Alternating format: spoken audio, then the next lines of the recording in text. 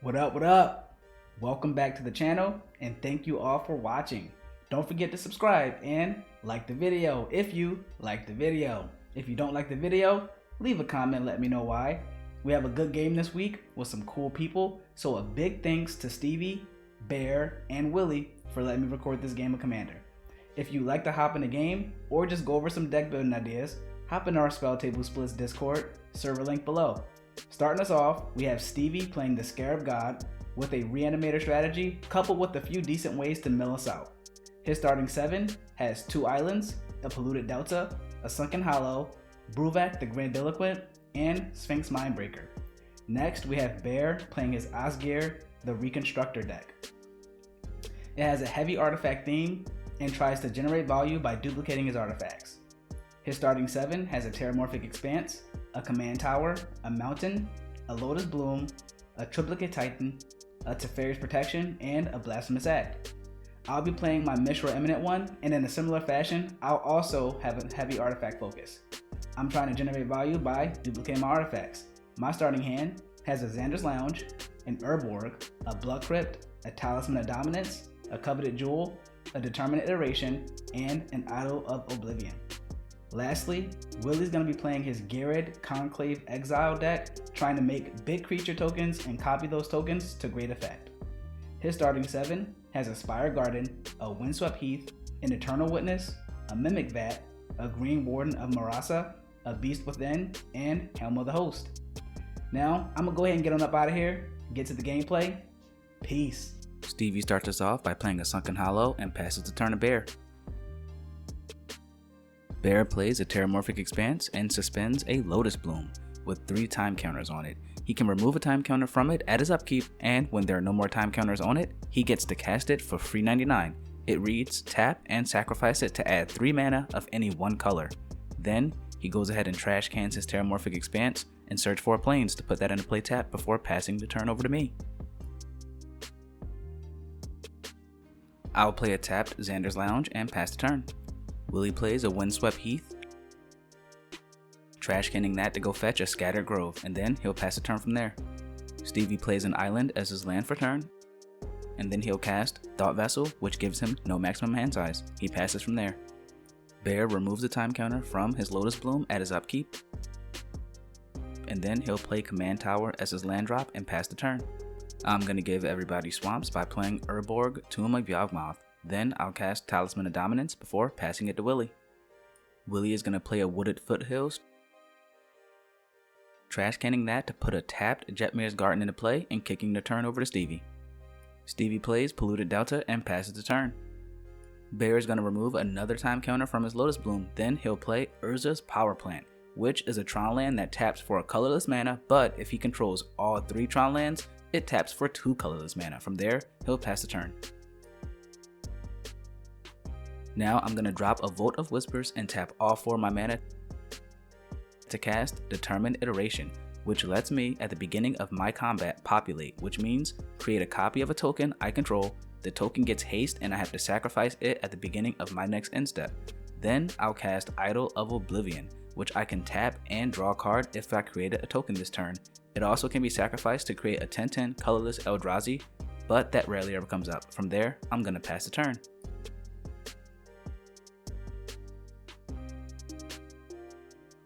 Willie plays a Spire Garden,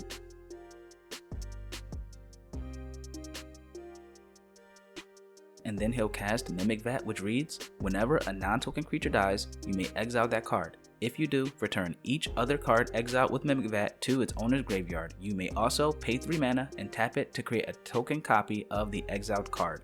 That copy has haste and has to be exiled at the next end step.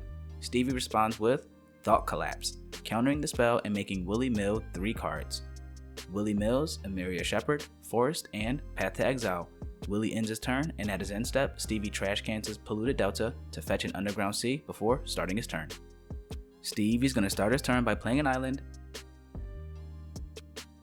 and then he'll cast his commander, the Scarab God. The Scarab God says at the beginning of his upkeep, each opponent loses X life and he gets to scry X, where X is the number of zombies that he controls. Also, for 2 in Dimir, he can exile a creature from any graveyard and create a 4/4 zombie copy of the exiled creature. and he can return the Scarab God to his hand when it dies. From there, he'll pass the turn over to Bear. Bear starts his turn by removing the last suspend counter from Lotus Bloom and casting it, again for free 99. Then he'll play a mountain, and from there he'll cast his commander, Osgir the Reconstructor. It has vigilance, and he can pay 1 generic to sacrifice an artifact to give a creature +2/+0 until the end of turn. He can also pay X and tap his commander to exile an artifact from his graveyard to create 2 tokens that are copies of the exiled card. After that, he'll pass the turn over to me.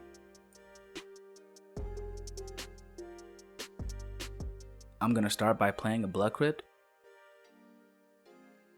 and then I'll tap all of my mana to cast my commander, Mishra, Eminent One.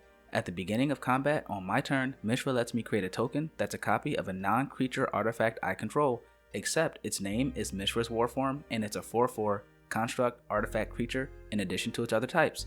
The token gains haste, and I have to sacrifice it at the beginning of the next end step. I'll then move to combat and make a Mishra Warform copy of my Idol of Oblivion, and making a copy of it thanks to Determined Iteration. Then I'll tap all 3 to draw 3 cards. I move to my end step and sacrifice the tokens and pass the turn.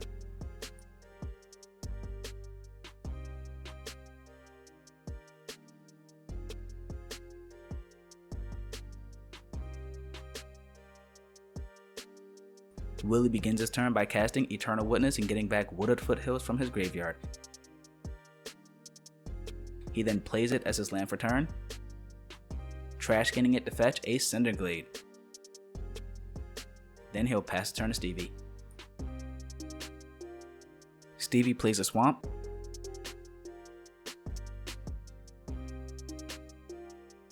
and then he'll cast a Dictate of Erebos, which is an enchantment with flash that forces his opponents to sacrifice a creature whenever one of his creatures dies.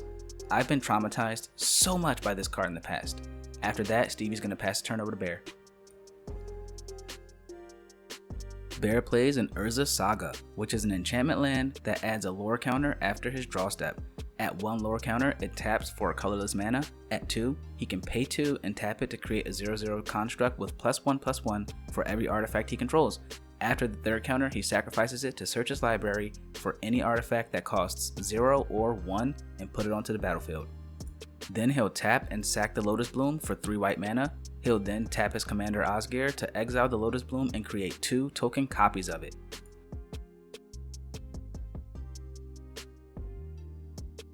He can now sack those tokens for 6 more mana, giving him 9 mana total, which he'll use to cast a Triplicate Titan, which is a massive 9/9 golem with flying, vigilance, and trample. When this artifact dies, Bear creates 3 3/3 golem tokens with one of either flying, vigilance, and trample respectively. After a very impressive turn, Bear passes the turn over to me.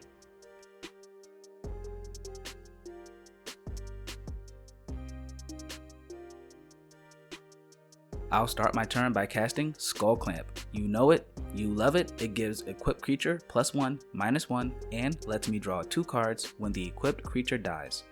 Then I'll do the thing where I make more copies of Idol of Oblivion to draw myself 3 lands, 3 cards.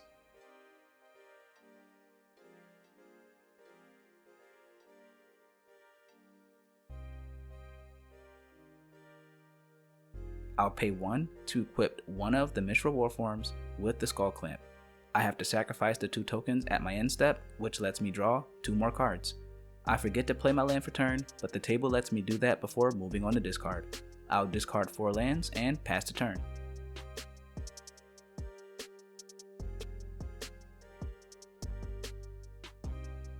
Willie starts his turn by playing a Wooded Bastion, and then he'll tap out to cast his commander, Ghired Conclave Exile. Whenever Ghired attacks, he gets to create a token that's a copy of a creature token he controls. That copy will enter the battlefield tapped and attacking. Also, Ghired enters with a 4/4 green Rhino creature token, just ready to be populated. Willie passes the turn after getting his Rhino. Stevie's gonna play a Clearwater Pathway as his land this turn. Then he'll cast Grey Merchant of Asphodel, also known as Gary. When it enters the battlefield, each opponent loses X life, where X is his devotion to black. His devotion at the time is 5, so we all lose 5 life, and he'll gain 15 life. After draining the table, he'll pass the turn to Bear. Bear is going to start his turn by moving Urza Saga up 1 lore counter. Then he'll play a Darksteel Citadel as his land drop. From there, he'll pay 2 and tap Urza Saga to make a construct. Then he taps his Darksteel Citadel for 1 and sack it to Osgir's ability, giving his Triplicate Titan +2/+0. After that, he taps Osgir to exile the Darksteel Citadel and create 2 token copies of it. From there, he moves to combat and attacks Stevie with his Triplicate Titan, dealing 11 damage to him, and pass the turn to me.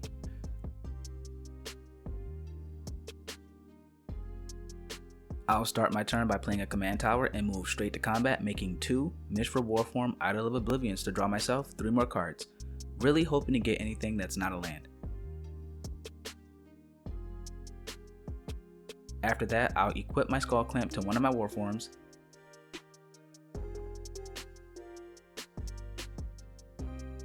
then I'll cast Deadly Dispute, and as an additional cost to cast it, I'll sacrifice my other non-equipped Warform to draw myself 2 cards and create a treasure token.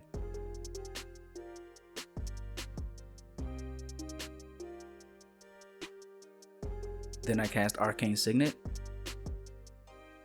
and I might as well keep the ramp train going, so I'll cast Talisman of Creativity. After that, I move to my end step, sacrifice my Warform, draw 2 more cards, and discard 4 more lands before passing the turn over to Willie.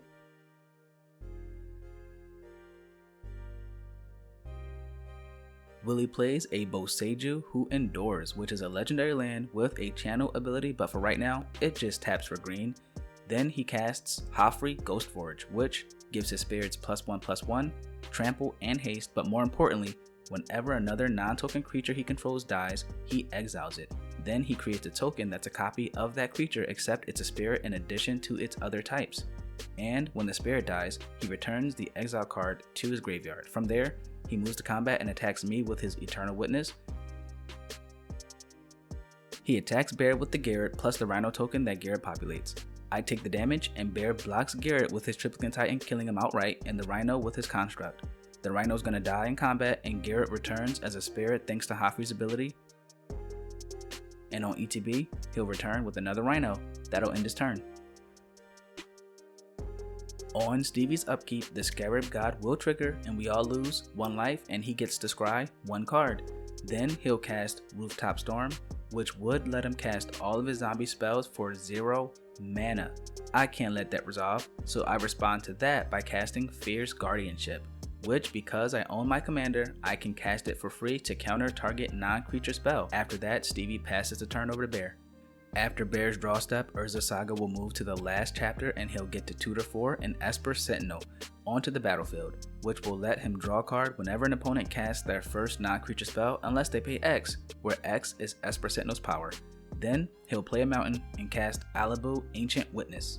Alabu gives other artifact creatures he controls haste, and whenever one or more of his artifact creatures attack, Alabu deals X damage to any target and he scries X, where X is the number of tapped artifacts he controls. Then he moves to combat and attacks Stevie with his 6/6 construct and his Triplicate Titan. Alabu is going to deal 3 damage to Stevie since Bear has 3 tapped artifacts and he'll scry 3 cards. Stevie blocks the construct with Grey Merchant and takes the Triplicate Titan damage. This triggers Dictate of Erebos, which will make all of us sacrifice a creature. I sacrifice Mishra.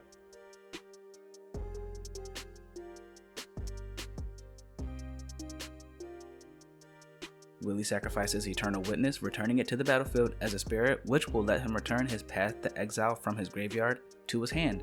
And Bear's gonna sacrifice his Esper Sentinel. After that, Bear's gonna use Osgir's ability to exile the Esper Sentinel, making 2 token copies of it before passing the turn over to me.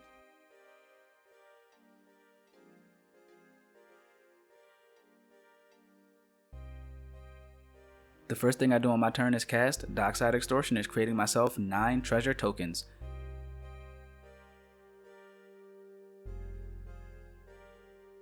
Then I'll recast my commander. I'll play Seat of Synod as my land for turn. After that, I'll tap 9 mana to hard cast Portal to Phyrexia, which on ETB forces all of my opponents to sacrifice 3 creatures, and on my upkeep lets me bring any creature from any graveyard to the battlefield under my control. It also makes that creature a Phyrexian in addition to its other types. Bear sacrifices his Construct, an Esper Sentinel, and his Triplicate Titan, which will spawn 3 3/3 Golem tokens with one of either Flying, Vigilance, and Trample, respectively. Willie sacrifices his Eternal Witness, Ghired, and one of his Rhino tokens. Stevie sacrifices his Commander, which in turn triggers Dictate of Erebos.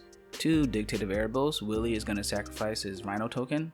I'm going to sacrifice my Dockside Extortionist, and Bear sacrifices the Golem token he has with Trample. Then I'm going to move to combat and create 2 Mishra Warform Arcane Signets.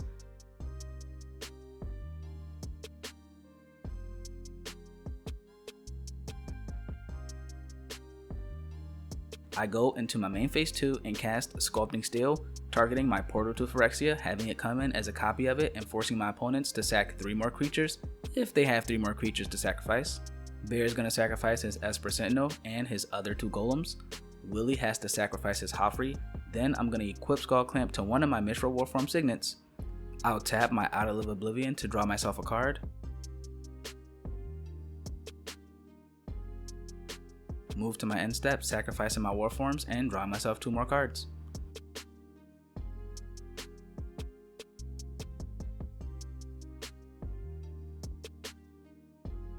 Willie's gonna go ahead and main phase cast a Beast Within, targeting my Mishra, giving me a 3/3 beast and killing my commander. After that, he's gonna pass the turn. Stevie's gonna play an Urborg of his own. And then he casts a Sphinx Mindbreaker. When it enters the battlefield, each opponent puts the top 10 cards of their library into their graveyard. He'll then move to end step, where Willie's going to cast Path to Exile, exiling Bear's commander and having Bear search for a plains into play.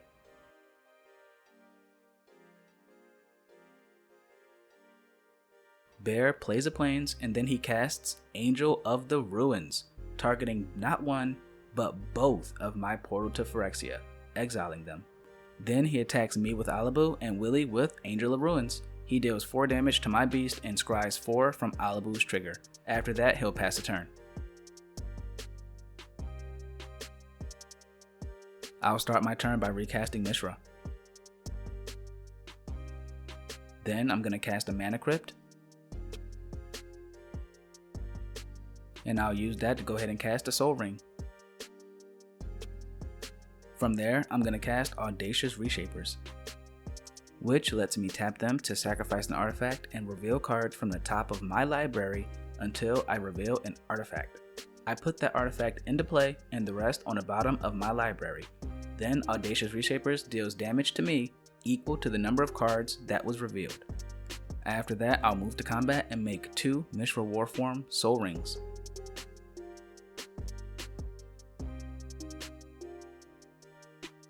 I'll use those to cast a Mystic Forge so I can look at and cast artifacts from the top of my library at any time. I look at the top card of my library, then I tap Idol of Oblivion to draw a card before passing the turn and sacrificing my Mishra Warforms.